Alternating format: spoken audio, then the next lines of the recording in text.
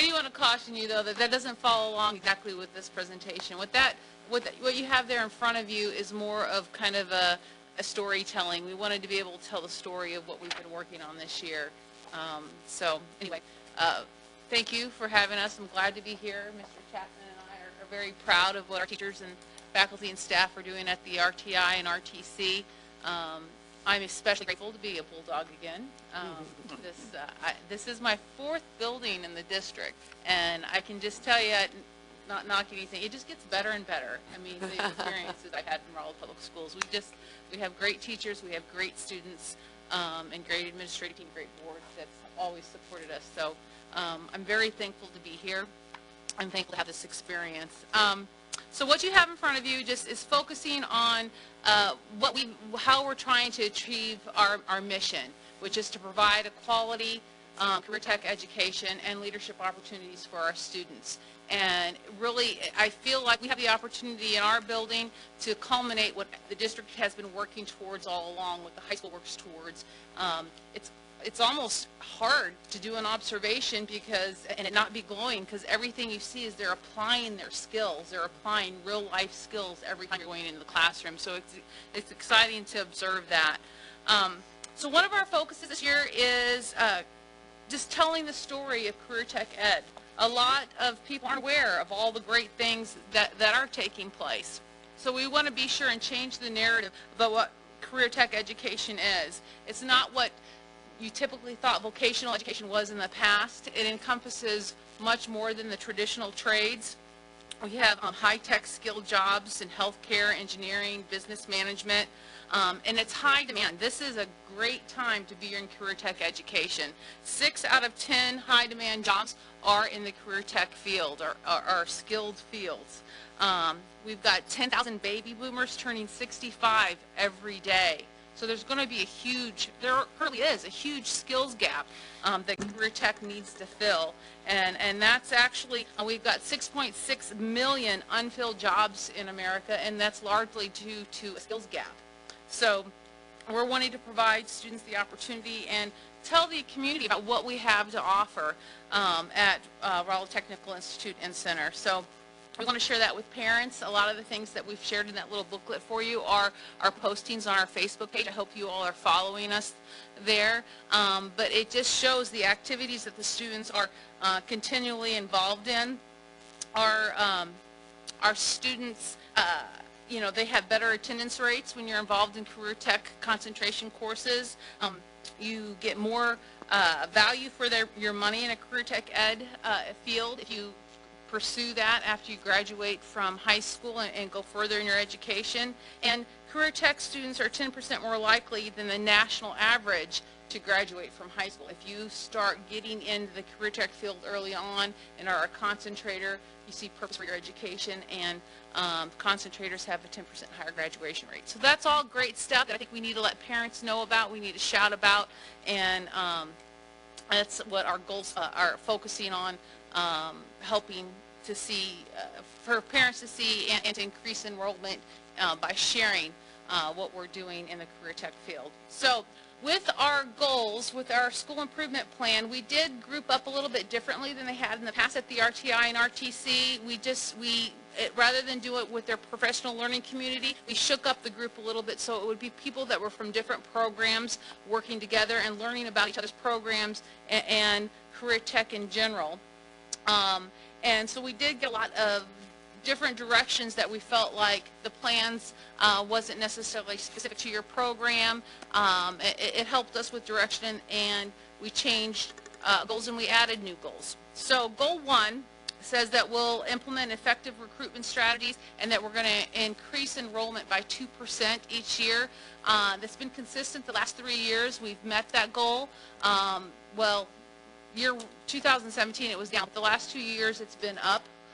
So that's been very positive.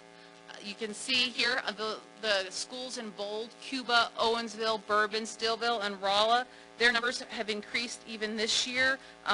Cuba students had an increase of 35% in enrollment at Rolla Technical Institute and Center. Stillville students had an increase of 20%. So very significant enrollment increases. And there's been a lot of different strategies that have been done to help to help do that. One thing that we do early on in the year is the Career Tech Showcase. We have a car show. We have kind of an enrollment fair opportunity here, a showcase where we had a surgery going on in the Lower Commons here. We had helicopters, emergency responders here. And then at the RTI, they were doing different displays and showcasing their programs as well. So we try to get that out there and on the radio. We give 8th graders the opportunity to come and tour. Over 800 8th graders a year come in and tour our programs to learn about Rolla Career Tech Ed, and if that's something that they might be interested in the future. We host a sophomore career expos. One of them we're fortunate enough to do on one of our professional development days. Our sending schools that are in session come on that day and get to experience what Career Tech Ed is all about. So that's a great opportunity. And then we do it again in January as well with sending schools that are in session at the same time as us. So the other great thing that we've done this year is we have added robotics to our building. We've given them space at the Rolla Technical Institute. We thought this was a great opportunity, first of all, for their club, but also for them to see what we're doing at Rolla Technical Institute and hopefully feed into some of our programming there as well. So that was something that changed this year. Sophomore expos, I mentioned those just a minute ago. We also have, for the 8th grade students, a non-traditional careers event. This is something that Janelle Duncan applies for a grant every year. This will be the 3rd year that she's done it, and it's where you have students participate in activities that are non-traditional for their gender. So, for example, we'll have 8th grade boys come over here and experience the nursing program, or 8th grade girls go and experience collision repair or auto tech. So this is specifically a goal to try to increase students' involvement in non-traditional careers. This is the first year that we have met and exceeded the state goal for this, so that's something to be really proud of. This will be the 3rd year of the program, and we've met and exceeded their participation, and we've met and exceeded their completion in non-traditional careers. So that's something to be proud of. I'm going to let Mr. Chapman talk for a little bit. Good. I don't know if I can touch a clicker because I get too wild. But anyways, Dr. Herrman, it's been a fresh of just a breath of fresh air. Not that she's any better than Mr. Duncan. He was wonderful too. But an outside person coming into Career Tech Ed at the high school level and coming to us and the things that I would talk to her about when she started, she was like, "Slow down. I don't know what you're saying." But that was giving us a great opportunity to get that message of who we are and what we're doing out to the people that may not talk the same language we do in Career Tech Ed. So that's been wonderful, great opportunity. I don't think you'll find anybody that works harder than Dr. Herrman in the district. But anyways, goal 2, focus on the placement, our products. I talk about our products a lot. We talk to businesses about what their products are and how we can get people to make them well. We want to make our products well too, so I'll call them products is what our placement rate is. 180 days after our students end our program, complete our program, get a certificate, or finish high school, we look at them and find out what they're doing. Our hope is they're working in the field that we train them to work. And so that's what really our placement rate is about. So we want to meet and exceed that. Perkins and DESE.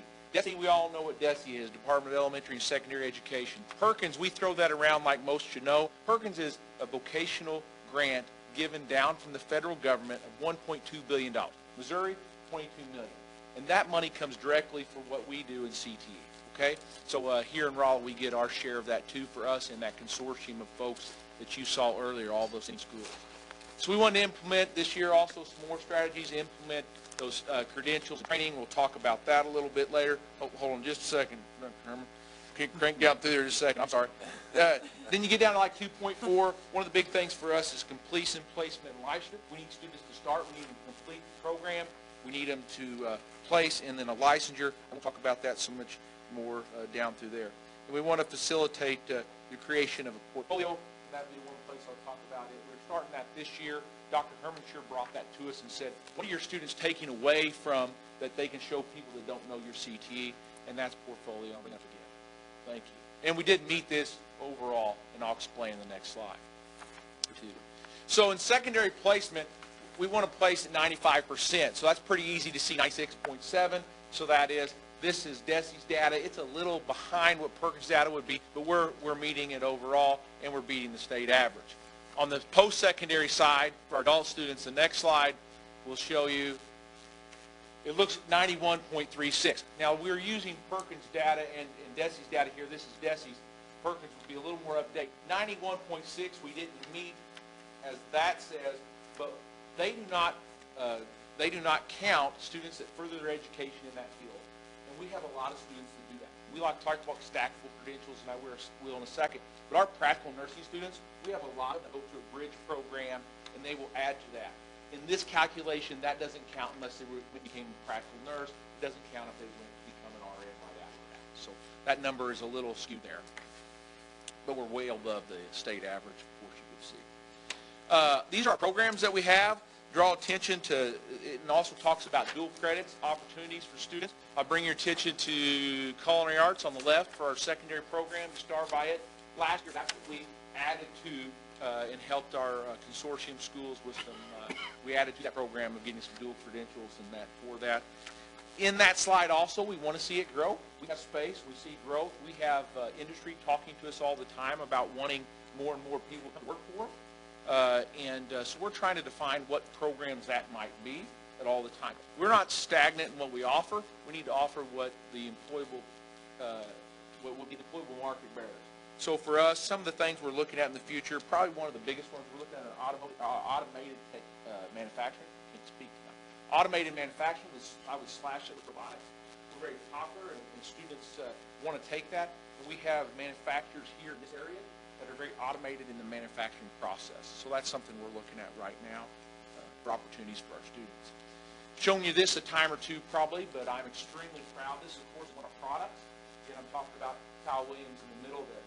But he's a product of ours. He's still in his apprenticeship program with Alexander Construction, and he's moved on that at a very good pace. And every 500 hours of a 6,000-hour program for that apprentice, he's moving on that quite well and still working for Alexander Construction.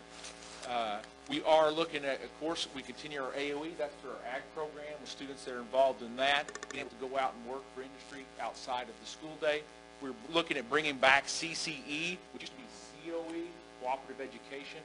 Some of you guys may have remembered that when we had that with Mr. Eckhoff and some things at RTI. But we're looking at bringing it back. It's under a different name in DESI now. Internships, we're always looking and promoting those. A lot of our students, we look at sending them out on an internship for up to maybe 25% of their program. Externships is something exciting. We call that for our instructors to go see. We're calling for companies and businesses maybe to help invite us in and let us get a step into those businesses during the summer or something when our instructors have that time off that maybe they can get back into the real workplace there. We also went to Joplin Monday. We took all of our staff to Joplin on Monday to see their facilities and learn what's new, and so they can learn off. Unlike a lot of programs we get at Rolla, we don't have very many collision repair instructors in Rolla. We have one. So getting to go to a different community is awesome. It was a slick ride back maybe a little bit, but it was a great day. Great day.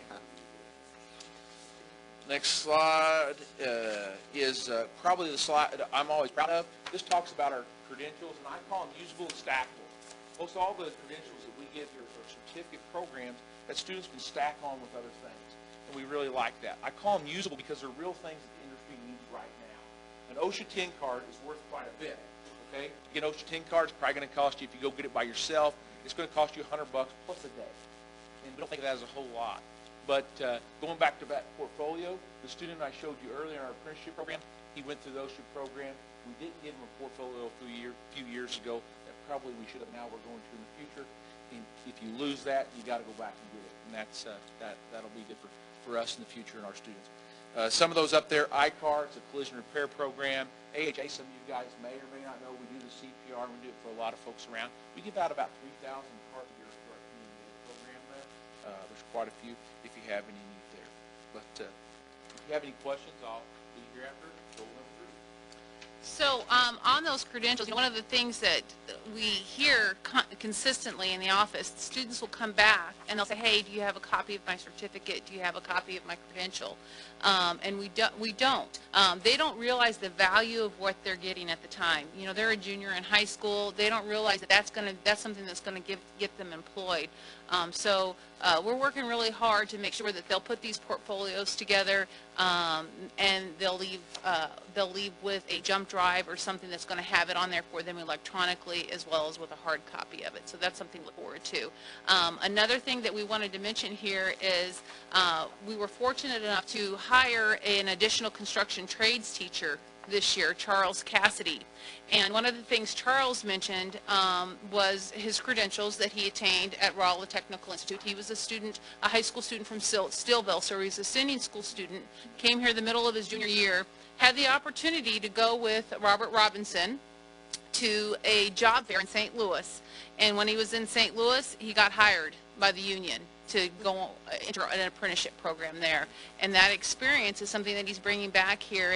And something that, you know, Mr. Chapman likes to point out a lot is that we're bringing back products. He likes to say products, our products. And that's something to be very proud of. We have a lot of teachers at Rolla Technical Institute that were products of Rolla Technical Institute, went out in the field, were very successful, and are sharing those experiences now with our students. So we're proud of that.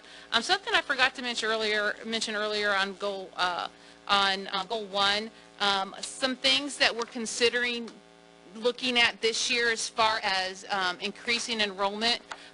This has a little bit more to do with the adult side of things. One thing that our advisory committees are suggesting, and we actually experience it with our HVAC program, is shortening the length of the adult programming.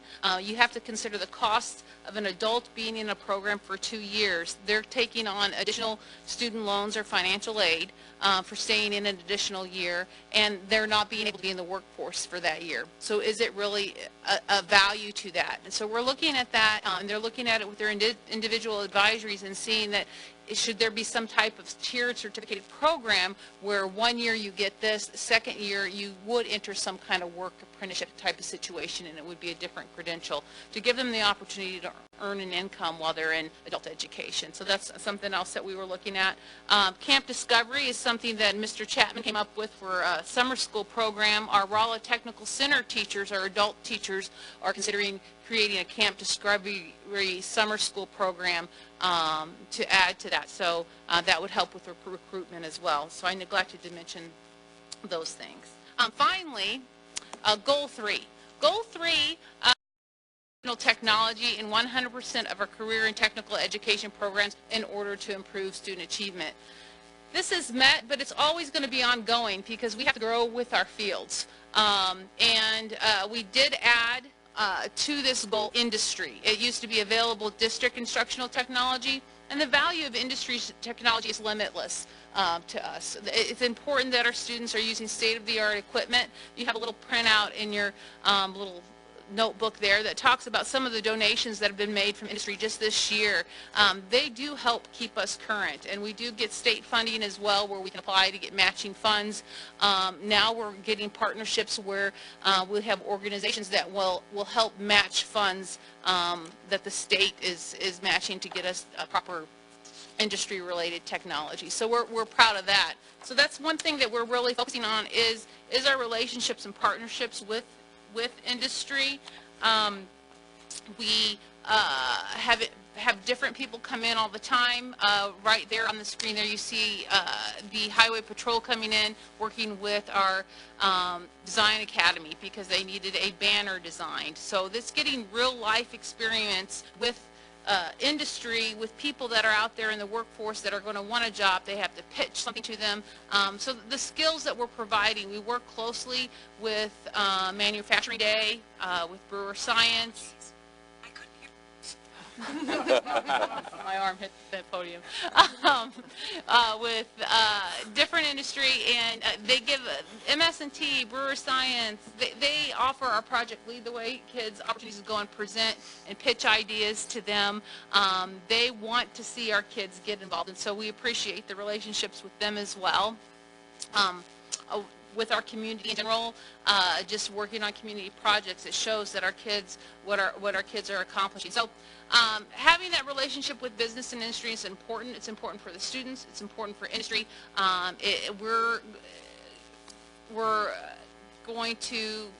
They're going to be their future employees. So it's important that they're part of our relationship in training them and bringing them together. Finally, one of the other things that we're working on big this year is Perkins 5. Mr. Chapman mentioned to you a lot of our dollars come from Perkins, and this was reappropriated this last year, and we have to complete our Perkins 5 application by July of this year.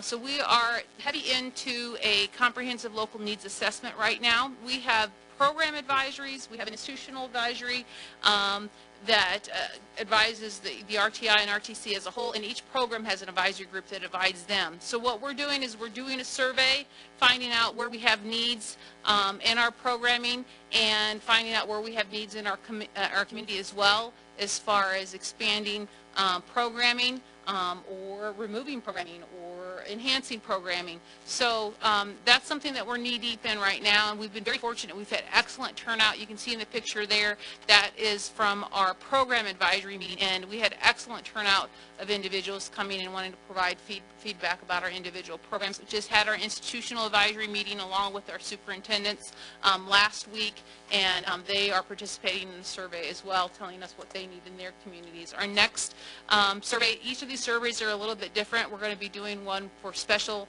populations, which will include the sending school counselors as well as our special needs teachers as well, to make sure that we're meeting needs in that area. So that's what we're working on now, planning for the future. We encourage you to come visit us. We'd love for you to come visit us, and encourage you to follow us on Facebook and see what's going on. So, do you have any questions? Actually, I have a question on your internship program. Does that apply to the IT program as well? Awesome question. We have internship programs with every program we do. Okay. Yes, and so we do, and we have it with actually our secondary students and our adult students. Both of them? Okay. Is it something they're willing to do for free in exchange for some work experience? Well, all of our internships, they have to be paid to count. Do they have to be? Yes, Okay. have to be paid to count, but we work with all kinds of people in those things. So, It doesn't really need IT internships for some other companies. So on those lines, though, we are coming back, reapplying for our Cooperative Career Education Employment Opportunity course, which will allow our students to have experience in industry. And not necessarily, one of the problems that we've been seeing is a lot of people are approaching us and they want students to be interns. But the definition of intern and apprentice kind of bogs things down a little bit. And especially in career tech ed, if you're going to have someone do an apprenticeship, it has to be program specific. A lot of our industry that we have in Rolla is not program specific. So it's been really hard to work with industry as much as they want to work with us. We're having to figure out what way around, that we can do that. So, for example, brewer science wouldn't, line up specifically with a specific program. So if we get this course added back and get approval to do it, it doesn't have to be program specific, the internship opportunity or the workplace opportunity. So other way that students get experience, though, is during class as well. For example, just from our institutional advisory meeting last week, our drafting and design teacher, she spoke, and now they've already been approached with a project. So there's going to be a client come in, sit in front of the class, say, hey, will you draw the plans for my house? This is what I want. And they'll make a donation to their activity account kind of thing. Oh, okay. So we want them to see that there's going to be something in return for it, but that's, it's free in a way with a donation kind of thing. And you don't say what, but usually people are more generous than they, need to be. One thing, I just want to comment on an article today in Phelps County Focus about the students in Mr. Stetter's class that made the line for the student. Yeah, and that was That was just amazing. Yeah, and that was a great community effort, though, too, because industry gave to it, the students gave time to it. It was something to be very proud of. And it was insulated. That line is going to be a warm one, too. So I thought that was really a lovely article. Yeah. Very. Congratulations to all the I've really enjoyed seeing all your posts, not Yes. just yours for the RTI and RTC, but also for the culinary. I know she posts a lot too. Yeah. But it's really great to see a lot of those photos of those kids in action. So.